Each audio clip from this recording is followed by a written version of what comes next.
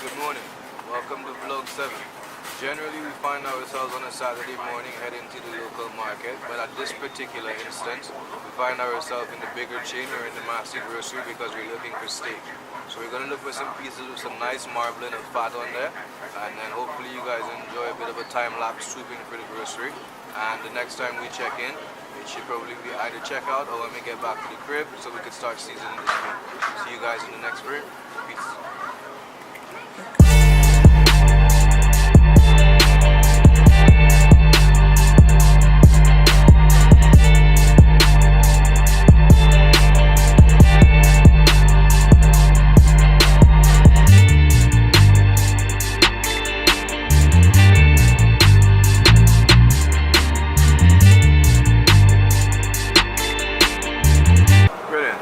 When looking for steak, generally it's important that you get a piece with some nice marbling of fat on there, as you can see.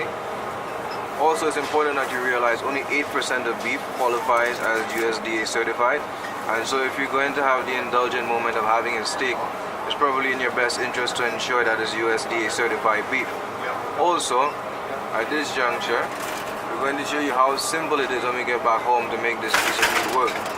It would be in your best interest if you can get a nice cut, but considering on a budget, this bottom round is going to have to make. I'll see you guys in a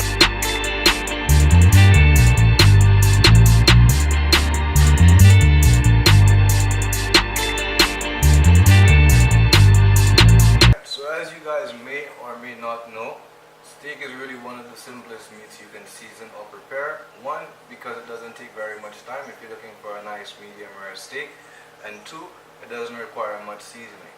Also, the consistency that we're going to be going for is between medium rare to medium, right? And there's a really cool technique to know where your steak is in the right area if you don't have a thermometer. And what you do is you use your palm, and based on the segment of your palm, it will be able to relate the level of doneness when you press it on the meat. So here, which has a nice little bounce back, will be medium rare. Here is medium. About there is well done. So let's move into seasoning the steak, yeah? Not much oil. So you want to make sure that everything we use is going to get nice and coated on there. So we're covering both segments of our beef with this oil, yeah? Nothing too much, nothing out of this oil, alright? We're going to season this with our B's store-bought steak rub. Alright, really and truly we are not going to go overboard in this process. And you get a nice little crust on that. Steak, flip it over. More of the same. And if you have Montreal steak rub from McCormick's, power to you as well. I quite like the range of ingredients available in the B's steak rub. I'm going to season both steaks evenly, equal measures of that nice beautiful rub. It's also imperative to know that you don't want to overpower your steak in terms of the actual flavor or the taste of the meat. Alright, a bit more of that. Beautiful. So once we have that sorted out, alright, we're going to add a little bit of black pepper to the mix. So the black pepper goes far. Alright. Touch of black pepper all over the steaks. Make sure they get nice and coated. Again, you really do not need very much when it comes to prepping these steaks.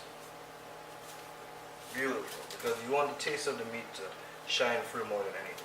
Steak really tends to be the star of your meal. You know what I mean? Now, we're going to take the garlic that we minced earlier, put it in there as well. And we're going to spread that all throughout the meat again. Beautiful. Beautiful. So you guys are following. Again, like I said, make sure your hands are always clean in the kitchen, so that way you can play with it and you can impact a little bit more love into your food, you know what I mean? Alright, so now we've added our seasoning to this beautiful steak, as you can see, right out. We're going to let this guy sit for the better part of the 20 minutes or so, just to let those flavors permeate. We're going to leave it outside of the fridge because when we put it onto our cast iron pot, we want the meat to be at room temperature. That way it's going to cook a lot more even, and as a result we won't have that situation whereby the center of the steak is cold and the outside gets that nice coat. Next time we check in, we're about to be grilling. I hope you guys enjoy. Beautiful. So now our cast iron skillet has been getting at medium heat for the better part of the last 3 minutes.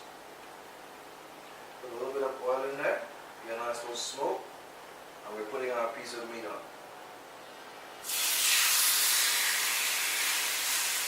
That nice searing sound is what you want to have to know that your meat is going in a very good position, yeah? So we're going to do the technique where we feel our palms, but generally you're looking at about 2 minutes per side. Not much more than that if medium rare is what you're looking for. We'll check back again in a bit. Now, we're giving our meat our first flip. Got a nice beautiful color on there. See, we get that nice little bounce back. So we know we're giving it a similar amount of time on the other side. Alright? So again, you see? We have a nice little bouncing back, just like when we push hair. So next time we check in, this guy is going to be resting. See? So now that the steak is resting, we're going to add some butter to the same pot that has all of those beautiful drippings from the meat. And we're going to proceed to making this beautiful cream of peppercorn sauce, yeah? We're going to be making the best use of all of those beautiful drippings that we have. There's some fresh mushrooms from the market, onions. Alright. We'll generally start to unstick those pieces of garlic at the bottom of the pot. Beautiful. While this is happening, all those beautiful tastes are coming out. Just gonna add a little bit of milk in there. Quite a bit of milk. Alright, beautiful, beautiful. Nice little vibes. Nice little vibes are creating here. Yeah. Turn your heat up because your cast iron, remember, retains a lot of heat, so the sauce doesn't need that much heat to get cooked through. And of course, you can't have a cream of peppercorn sauce without loads of black pepper.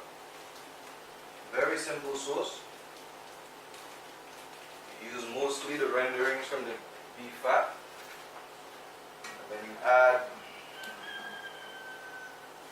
a little bit of drippings, some mushrooms, a little bit of butter. You have this beautiful sauce which is going to coat your meat. Absolutely fantastic.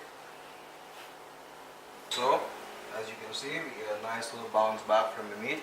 So we should find ourselves in the medium rare territory. Now we're going to run our knife through it to see how it really came out. Beautiful.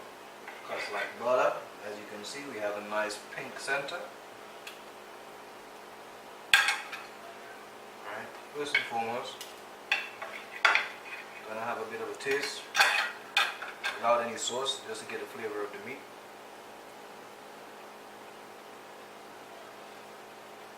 So good. Again, because it's lightly seasoned, it's not overpowering, and so you don't have to worry about losing the flavor of the actual beef in there. And of course, we're making this beautiful sauce not to try it. Beautiful.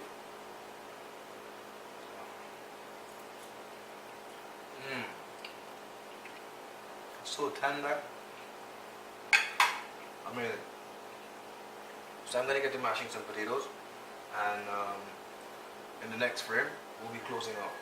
If you followed, this should have taken no time at all, and it is absolutely wonderful. Impress your friends, make yourself happy after the gym, after a long week, in any event.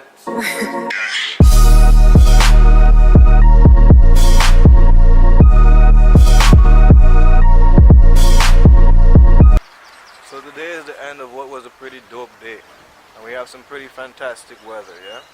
And when you're blessed with weather as good as this, you should probably go outside and do something. Play a sport, be active, you know what?